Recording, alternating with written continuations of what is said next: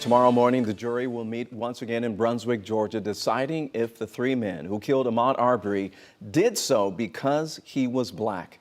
11 Alive's Dawn White brings us the closing arguments, plus she spoke exclusively with Arbery's aunt.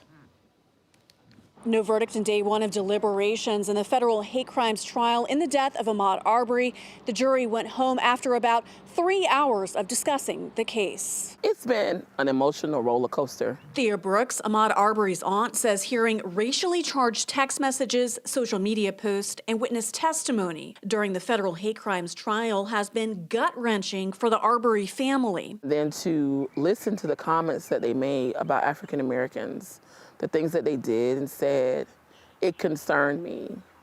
But then when you sit back and you look at Ahmaud's video and how he ran for 5 minutes, and you put the context of what they said with the video, it all makes sense now. I think both sides did exactly what they had to do. 11 Alive legal analyst Paige Pate believes the strongest evidence of racism is against the man who fatally shot Arbery, Travis McMichael. During closing arguments, prosecutors pushed the question, would the three defendants have grabbed guns and chased after Arbery if he weren't black? Obviously, the government needed to lay out the elements of their case for each of the three counts, and again, for each of the three individual defendants. The defense claimed no racism took place when the men pursued Arbery, and they simply recognized him as the man going into this vacant home. The defendants then come up and do exactly what we would expect them to do.